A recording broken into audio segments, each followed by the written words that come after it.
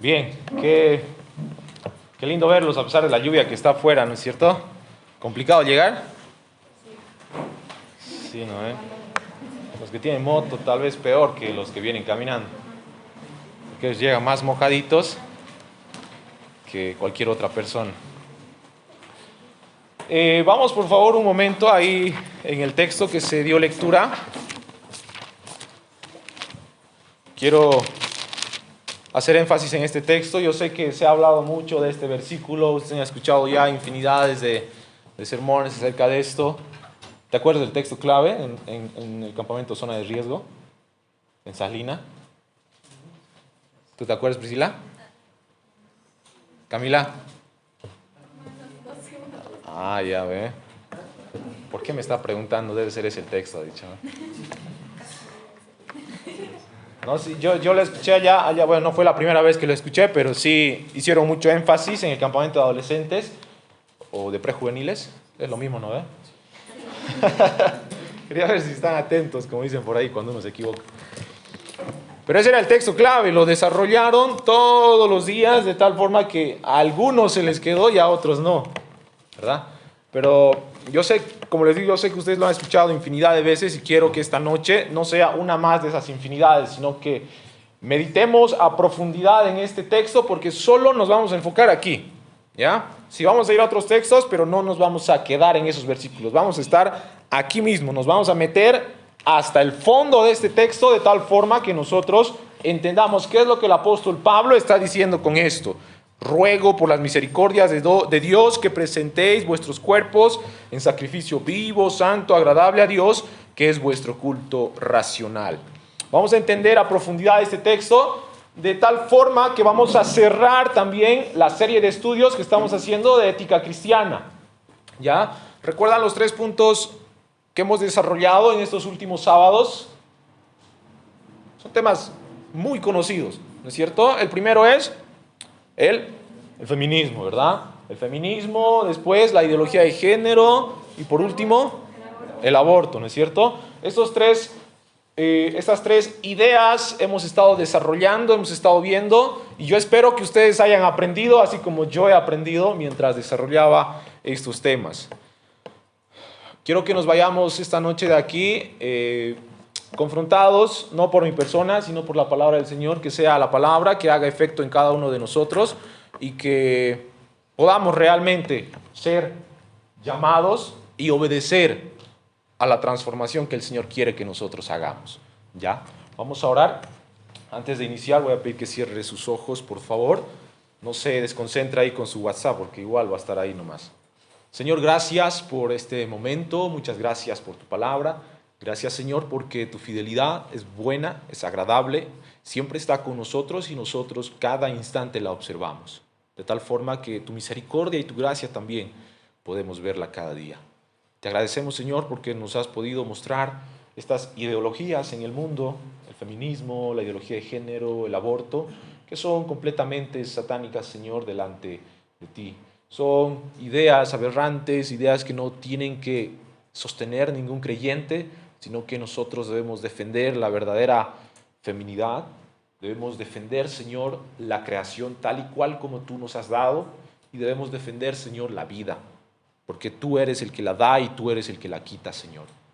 Ayúdanos en esta noche a poder entender este llamado a ser transformados, este llamado a que aún viviendo en un mundo así, con estas ideas, nosotros tenemos que marcar la diferencia, Señor.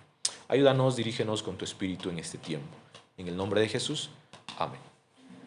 Jóvenes, este tema no trata específicamente sobre estas 3 ideas, ¿no? Si bien el mundo está viviendo en medio de, o nosotros estamos viviendo en medio de todas estas ideologías, nosotros necesitamos ser transformados no solamente en estas 3 áreas, en el sentido de que tengo que pensar correctamente cuál es la función de la mujer. Tengo que pensar correctamente qué es lo que Dios ha creado. Tengo que pensar correctamente qué valor tiene la vida. No solamente quiero que piensen en esto. Si ustedes dicen, no, bueno, yo sé, entiendo el valor o el rol de la mujer en la iglesia y en esta sociedad. Yo entiendo que el ser humano ha sido creado varón y mujer y no puede cambiar esto. Yo entiendo que la vida inicia desde la concepción y no 3 meses después de cualquier idea que pueda surgir, sino que es el Señor quien la da y el Señor quien la quita. Ahora, si ustedes tienen esto en su mente bien anclado, bien clavado y nadie puede quitarlos, muy bien. Tal vez dirían, no, bueno, yo entiendo esto. Este mensaje no es para mí porque yo ya entiendo. No. Utilice la enseñanza del apóstol Pablo en otras áreas de su vida también, que el Señor está llamando que usted cambie. Y que cada uno de nosotros constantemente cambiemos. Porque el llamado que nos hace Pablo en esta noche es un llamado constante, diario. No es que una vez te llamó y listo, no te deja de llamar e insistir a que tú realices un cambio en tu vida. Veamos este asunto. Versículo 1 del capítulo 12. ¿Ya? Versículo 1 del capítulo 12. Así que hermanos, os ruego por las misericordias de Dios que presentéis vuestros cuerpos en sacrificio vivo, santo y agradable a Dios, que es vuestro culto racional. No os conforméis a este siglo, sino transformaos por medio de la renovación de vuestro entendimiento, para que comprobéis cuál sea la buena voluntad de Dios, agradable y perfecta. ¿Ya? Agradable y perfecta. El Señor Jesucristo en el Evangelio según Juan, nos vamos un momento ahí, Evangelio según Juan en el capítulo 17, en el verso 15, le hizo un pedido muy especial a su Padre. Juan 17 en el verso 15 y 16, y esta es la oración sacerdotal, se lo conoce dentro de los estudios teológicos, estudios bíblicos un poco más profundos. Se dice sacerdotal porque es Jesucristo el que intercede por su pueblo. Y Él pide lo siguiente: no ruego que los quites del mundo, sino que los guardes del mal. No soy del mundo, como tampoco, no son del mundo, como tampoco yo soy del mundo. Miren, esta oración es muy particular. El Señor Jesucristo está diciendo: Padre, yo no te estoy rogando que tú saques a todos aquellos a los que yo he llamado a que crean en el Evangelio. No te estoy pidiendo, Padre, que tú los saques de este mundo. No te estoy pidiendo que tú los quites de esta sociedad, que los hagas desaparecer. Sino que dice Jesucristo, sino que los guardes del mal. ¿Por qué? No soy del mundo yo, como tampoco, no son del mundo ellos, como tampoco yo soy del mundo. Tenemos que tener algo muy en claro cada uno de nosotros en este siglo XXI. Estamos viviendo en un mundo muy corrompido. Muy corrompido, y no vamos a ser quitados de este mundo hasta que el Señor venga. Y nosotros tenemos que aprender a vivir bajo las directrices de la palabra en este mundo mientras el Señor no venga. Y si yo no estoy aprendiendo a vivir en este mundo la clase de vida que voy a vivir en el cielo, y alguien dijo, ¿para qué quiero ir al cielo entonces? Si no quiero vivir la clase de vida que voy a vivir allá. Y es duro, ¿no es cierto? Es muy duro que alguien te diga, hey, la vida que estás llevando en la tierra solamente es una práctica o un preludio de lo que vas a vivir más adelante. ¿Y tú eres creyente? Sí, vive la vida eterna que vas a vivir posteriormente. Porque si no te gusta vivir la vida eterna ahora, ¿para qué la quieres vivir más allá? Si te aburre la vida cristiana ahora, déjame decirte que te vas a aburrir una eternidad allá. Y quiero preguntarte, ¿en serio quieres aburrirte una eternidad según tus pensamientos que tú tienes del cristianismo? Por eso es que el Señor nos llama a cada uno de nosotros a transformar nuestra mente, transformar nuestra vida constantemente. Constantemente. No es que una mañana me levanto y digo, bueno, parece que quiero cambiar, ¿no? A ver, vamos a hacer el intento. Y a veces pasa, ¿no? Me levanto 5 de la mañana, mi devocional, comienzo a leer y todo, ¿no? Escucho música cristiana. Llega el otro día, pucha, caramba.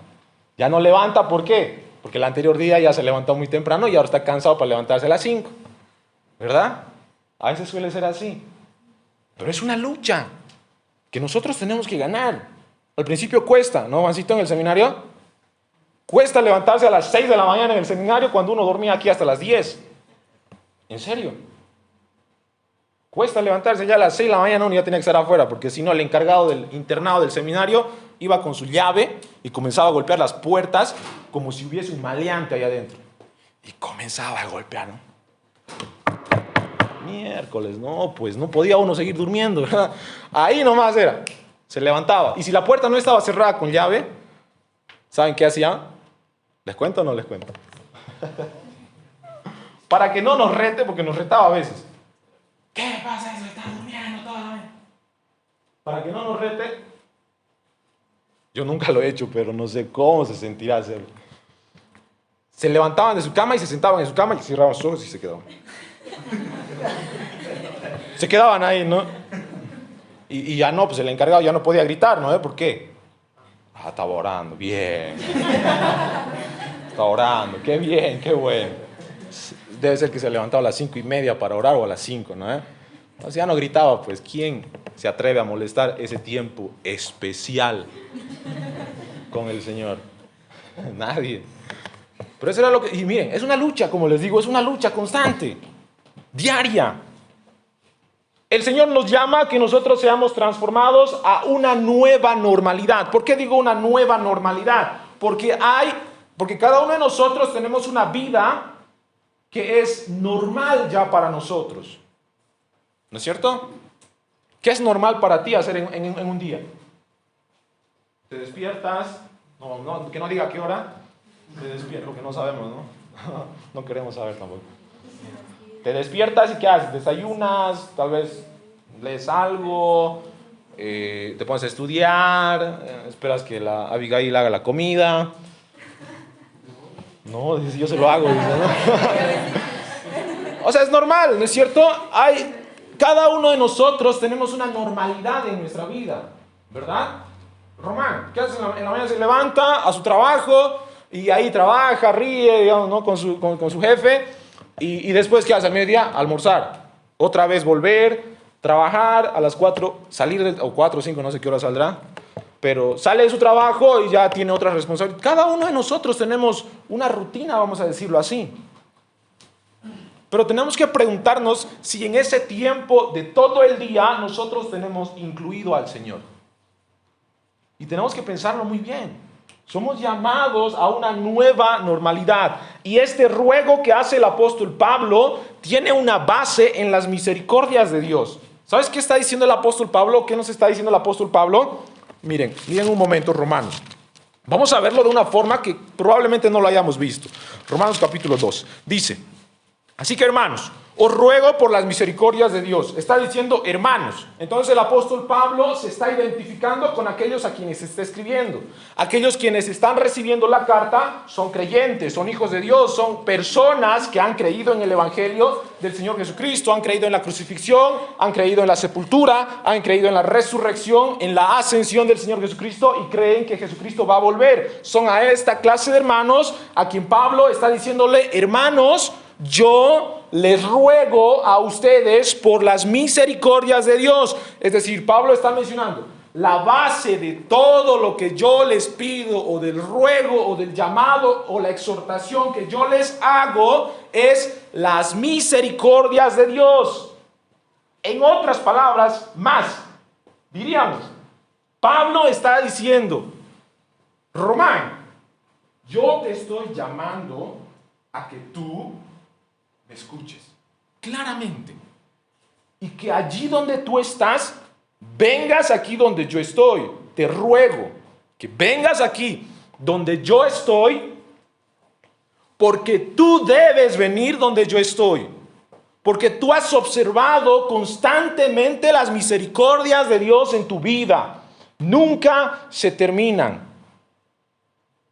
Nuevas son cada mañana sus misericordias. Y Pablo está diciendo, hermanos, miren todo lo que el Señor ha hecho por ustedes y vengan a donde yo los llamo. Observen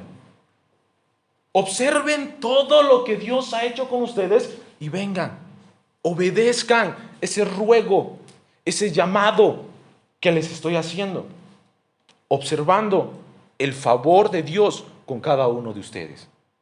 ¿Se dan cuenta cómo cambia la idea? Es serio el asunto. Es serio. ¿Verdad? Es como que yo le diga, Román, quiero que me hagas un favor. Ah, no quiero, ¿no? Ah, acordate esa vez que te he hecho el favorcito, ¿no? Acordate.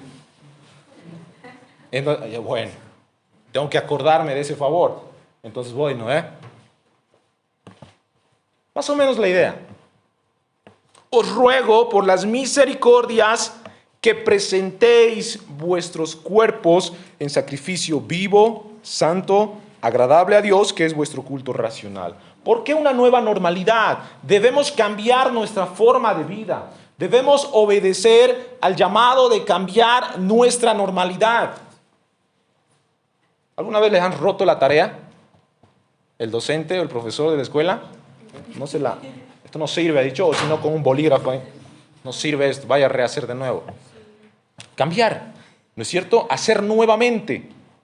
Porque lo que habías hecho estaba mal, ¿verdad? A mí nunca me han hecho eso. Entonces, miren, Pablo está diciendo, les ruego, vuelvo nuevamente con este asunto, y discúlpenme que sea así tan vueltero. Hermanos, les ruego por las misericordias de Dios. ¿Qué les ruega? ¿Qué les ruega? Uno, que presenten sus cuerpos en sacrificio vivo. Que presenten sus cuerpos. ¿Qué significa esto que dice Pablo? Que presenten sus cuerpos. Pablo está indicando que el creyente debe poner a disposición su vida. ¿Ustedes se dan cuenta cuando se hace una presentación de un niño en la iglesia o de una niña? Lo que se está haciendo es, hermanos, conozcan a mi hijo. Aquí está mi hijo y yo quiero que esté en la iglesia. Lo presenta a la iglesia. Pablo está diciéndoles a estos hermanos, los estoy llamando y que ustedes miren las misericordias que Dios ha tenido constantemente con cada uno de ustedes y que vengan y presenten ustedes mismos sus cuerpos, sus vidas. Predispongan y dispongan lo que ustedes son. Pongan a disposición todo lo que ustedes son. Mente, cuerpo, alma y espíritu, todo para el Señor. Y esto es difícil, ¿no es cierto? A veces, bueno, solo le voy a dar mi cuerpo al Señor, pero mi mente no. ¿Cómo es eso darle mi cuerpo al Señor, pero mi mente no? Es decirle al Señor, no, bueno, Señor, voy a ir bien vestidito a la iglesia, pero mi mente no te va a servir del todo. ¿No? Y a veces así sucede, ¿verdad? Una apariencia externa, pero un corazón lejos del Señor. Aquel creyente que es capaz de poner a disposición su cuerpo delante del Señor es el creyente que ha entregado primeramente su alma a Dios. Porque recuerden que Pablo está diciendo qué cosa. Así que, hermanos, Pablo entiende que esta clase de personas ya han entregado su vida, ya han entregado su alma, ya han entregado su espíritu al Señor. ¿No? Ya lo han entregado y ahora le dice, entréguenme sus cuerpos. Denme por completo todo su ser. O denle todo su ser al Señor. Este acto de poner a disposición el cuerpo para el Señor implica que nosotros entendemos o entendiendo que Dios no se complace con los sacrificios, Él busca en su lugar al que sacrifica. ¿Recuerdan en el Antiguo Testamento qué era lo que sucedía? Cuando el pueblo pecaba, ¿qué ofrecía el sumo sacerdote? Sacrificio. El sumo sacerdote iba al tabernáculo, al lugar santísimo, iba al tabernáculo, al altar, lo quemaba el sacrificio, ¿no es cierto? Presentaba el sacrificio y se elevaba ese olor fragante delante de Dios. Lo que aquí está diciendo Pablo es, ahora preséntense ustedes. Yo no quiero que me presenten algo. Yo quiero que ustedes sean la ofrenda y que ustedes sean los oferentes. ¿Se dan cuenta? Es como que cuando nosotros venimos a este lugar y comenzamos a depositar las ofrendas, y el Señor te dice, no, espera, no solo me des tu ofrenda, yo quiero que me des tu vida. Quiero que te des tú a mí. La cosa se pone más profunda. Él no solo quiere lo que tú tienes, Él quiere lo que tú eres. ¿Verdad? Él quiere lo que nosotros somos. Presentéis vuestros cuerpos. ¿De qué forma quiere el Señor que se presente? Dice, vivo, santo y agradable a Dios. Ahora, ¿cómo nosotros podemos entregar un sacrificio vivo? En el Antiguo Testamento se ofrecía un sacrificio muerto, ¿no es cierto? Sacrificio muerto. Ahora, pónganse a pensar un poco. Hoy en día la gente que no es cristiana, ¿en qué condición está? Muerta. En sus delitos y pecados, es lo que dice el apóstol Pablo, ¿no es cierto? Están muertos en vuestros delitos y pecados. Ellos no pueden presentarse al Señor a sí mismos. Ellos necesitan una transformación en su condición delante de Dios. Pero nosotros somos capaces de, ellos son ofrecidos en un sacrificio muerto, digámoslo así en un sentido, porque ellos no son nada, no tienen vida. Y el Señor, al salvar o poner su espíritu en algo que no tiene vida, ese algo se levanta. ¿Recuerdan esa ocasión en el que siempre me confundo? Jeremías, si no me equivoco, en el valle de los huesos secos. ¿Qué le dice Dios a Jeremías? Hijo de hombre, levántate, anda allá al cementerio y predica en el cementerio. Le muestra, ¿no? Mira todos esos huesos. Mira todos esos huesos, predícales a los huesos. Háblales a los huesos. Cuando Jeremías habló, predicó lo que el Señor le dijo que hablara, esos huesos se levantaron. Similar es la idea. Cuando un creyente se presenta delante del Señor está muerto, cuando un incrédulo se presenta delante del Señor está muerto. Está muerto. Pero cuando recibe vida, Él pasa de ser un sacrificio muerto a un sacrificio vivo. Se entrega a sí mismo para la labor, para trabajar en eso. Primera de Pedro 1:18. Primera Pedro 1:18. Dice lo siguiente: sabiendo que fuisteis rescatados de vuestra vana manera de vivir, la cual recibisteis de vuestros padres, no con cosas corruptibles como oro o plata, sino con la sangre preciosa de Cristo, como de un cordero sin mancha y sin contaminación, ya destinado desde antes de la fundación del mundo, pero manifestado en los posteros tiempos por amor a vosotros. Ser ofrendas vivas, ofrendas santas, puras delante de Él. Porque ese era el sacrificio que se entregaba en el Antiguo Testamento. ¿Recuerdan? No tenía que tener mancha alguna aquel sacrificio que se entregaba. No tenía que tener algún defecto. Puro, vivo es ahora. El Señor ya no quiere ofrendas. El Señor quiere vidas. Quiere vidas. ¿Nos vamos a entregar al Señor? Esa es la pregunta. ¿Nos vamos a entregar al Señor?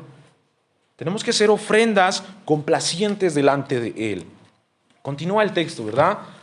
Vivos, santos y agradables. Y este término agradables tiene la idea de complaciente, que complace a los demás. Y en este caso, agradable a Dios. La forma en que tú te presentes delante de Dios tiene que ser que complazca a Dios, que agrade a Dios. Esa es la forma en la que nosotros tenemos que ser presentados delante de Él. Juan 10:10, ¿qué es lo que dice?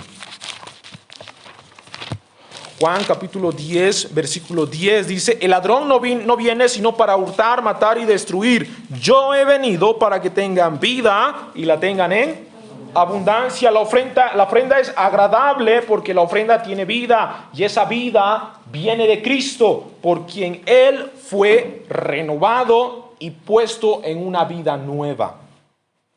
Por eso es que podemos ser sacrificios vivos. ¿Gracias a quién? A Cristo. Gracias a Cristo. Podemos entregarnos a Él. Misericordias.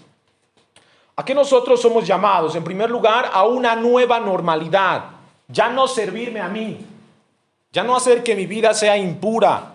Ya no hacer que mi vida sea muerta, vamos a decir así, ¿no? Suena raro, pero que ya no sea así, que ya no sea una vida que no complace a Dios, sino que sea una vida santa, una vida pura, una vida que complace a Dios en todo, constantemente. Somos llamados a vivir esta nueva normalidad.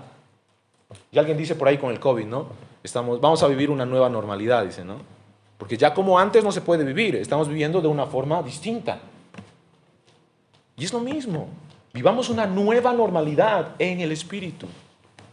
Nos llama el Señor a nosotros no dejarnos amoldar por este mundo. Y aquí se pone un poquito más difícil. Jóvenes, yo quiero que presten atención en este sentido.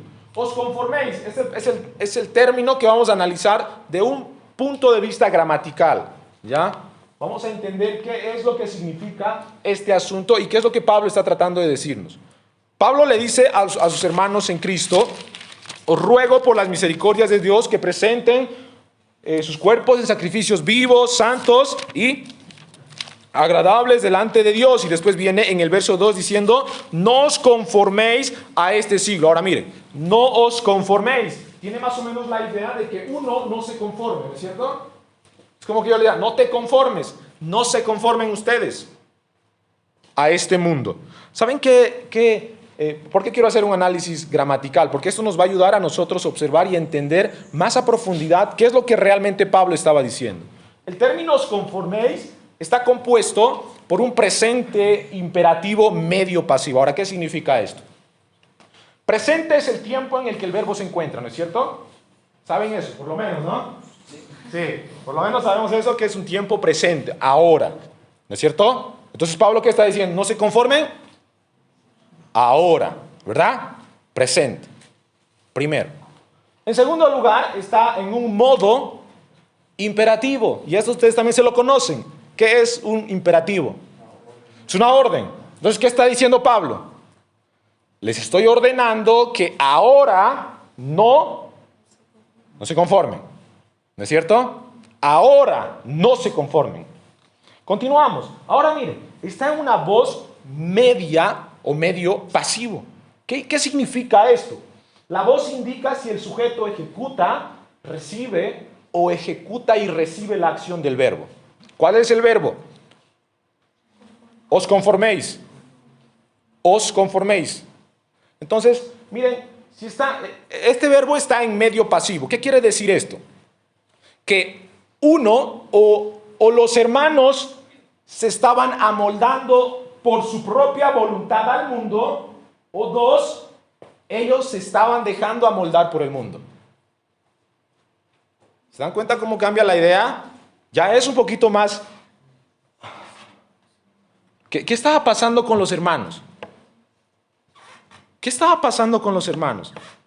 Uno, ellos mismos por su propia voluntad se estaban conformando al mundo, o dos, estaban permitiendo que las influencias externas los conformen al mundo. Y la primera es peor que la segunda. ¿Por qué? Porque es uno mismo el que va y se hace como aquellos que están en ese lugar. ¿No es cierto? Es uno mismo que va. O dos, a uno lo llevan y lo influencian. Lo llevan y lo influencian. Lo primero es peor. O estaba sucediendo lo uno o estaba sucediendo lo otro. Pero ambas cosas son peores. Se estaban dejando amoldar por el mundo. Y Pablo, antes de este os conforméis, ¿qué palabra está? No. No se amolden ustedes mismos por su propia voluntad a este mundo ahora mismo. No se amolden ahora. Y les estoy ordenando que no lo hagan ahora. Cambia la idea con un análisis gramatical, ¿verdad? Se entiende más el asunto.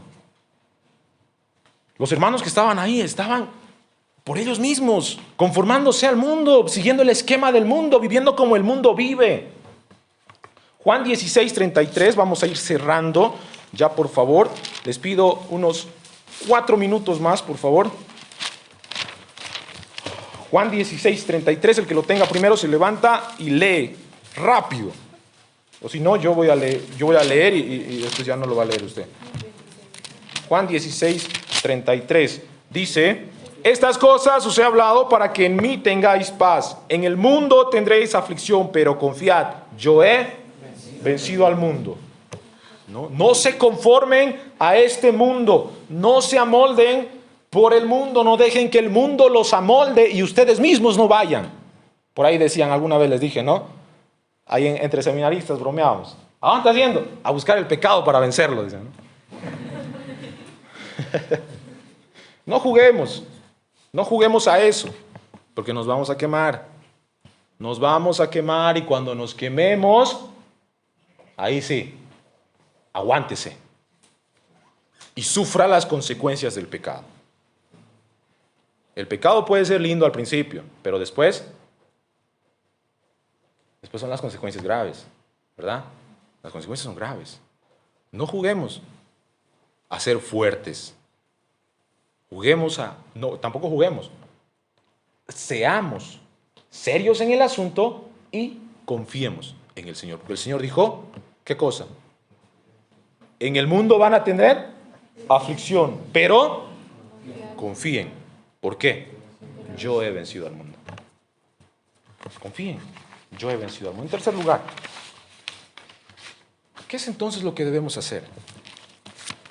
Recuerden, está el feminismo, está la ideología de género, está el aborto ahí presionando a todos, ¿no? Está queriendo ganar terreno. La iglesia ya está siendo afectada por el feminismo y las mujeres no se están dando cuenta. ¿Qué tenemos que hacer nosotros? Y aquí el punto es dejarse amoldar. Porque Romanos 12 dice, no os conforméis a este siglo, sino transformaos. Ahora, aquí la Reina Valera dice, transfórmense ustedes, ¿no? En otras palabras, ¿sí, no ve? Transformaos, es decir, transfórmense ustedes. Y es que la idea de la palabra o del término no es ese. ¿Saben cuál es la idea? La idea es la siguiente. ¿Por qué? Porque el término está en un tiempo presente imperativo pasivo.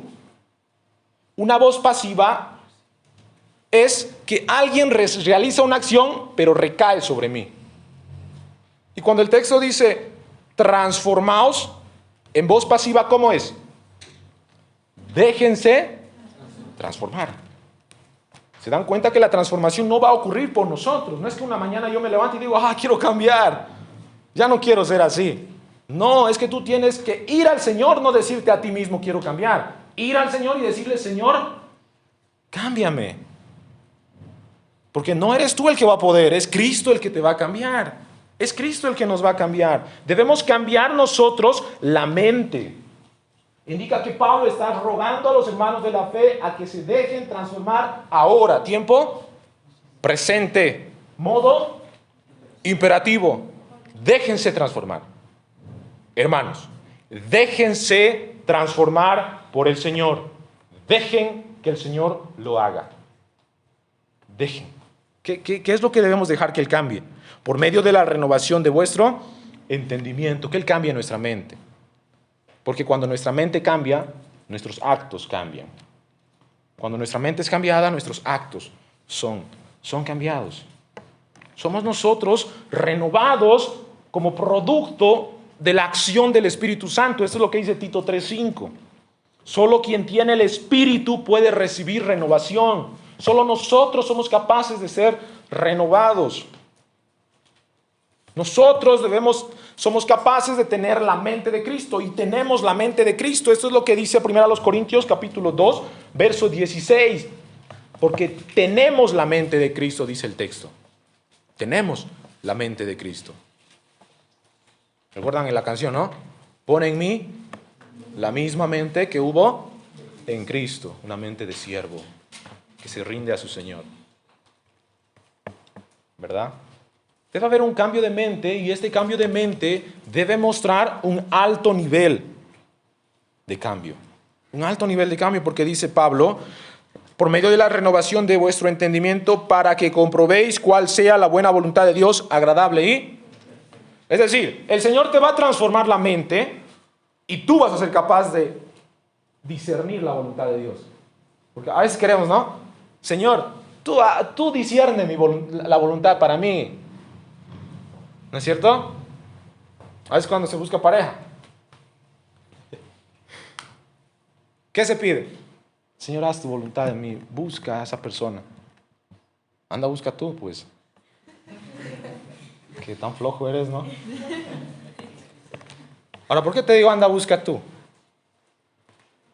Porque el salmista dice que cuando nosotros nos deleitamos en Él, ¿qué hace Él? Concede las peticiones de nuestro corazón. ¿No es cierto? Cuando nosotros experimentamos un cambio de mentalidad, nosotros somos capaces de escoger la voluntad de Dios. Porque sabemos que su voluntad es buena, agradable y perfecta.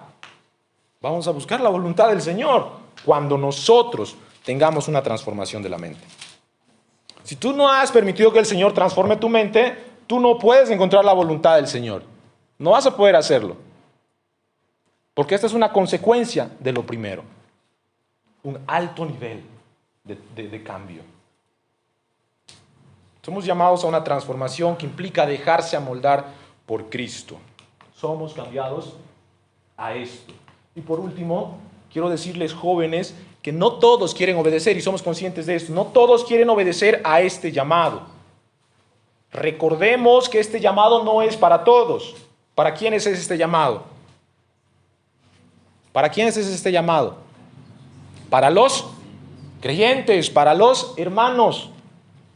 La obediencia a este estilo de vida no está al alcance de todos.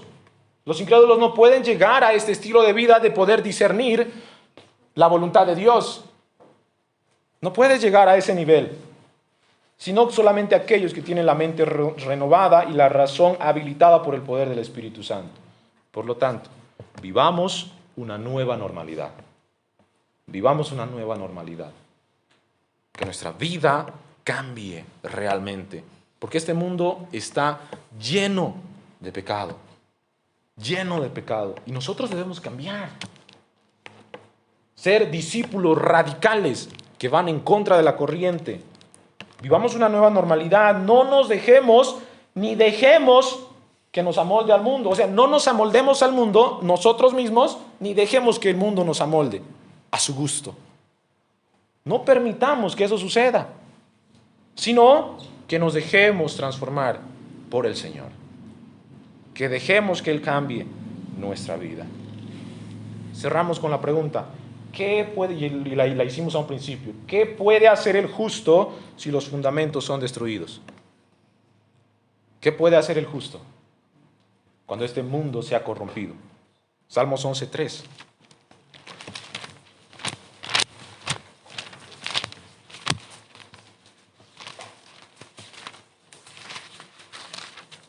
Salmos 11:3 dice, si fueren destruidos los fundamentos, ¿qué ha de hacer el justo?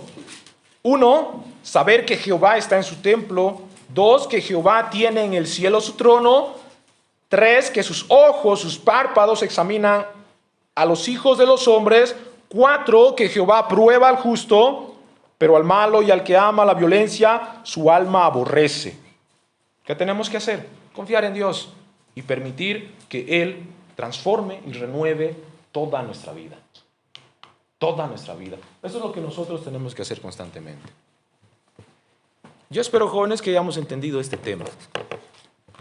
Yo espero que hayamos entendido, no como un conocimiento más, no como un mensaje más, sino que nos lleve a un cambio de vida. ¿Qué estoy haciendo con mi vida? Recientemente estuve escuchando una prédica y dice, ¿no? Si vivimos fuera de la voluntad de Dios, estamos perdiendo el tiempo y estamos perdiendo nuestra vida. Porque vivir fuera de la voluntad de Dios es vivir para la perdición. Así que comencemos a vivir para el Señor. Dejemos que ese llamado se haga vivo en nosotros y seamos transformados. Señor, gracias por este tiempo.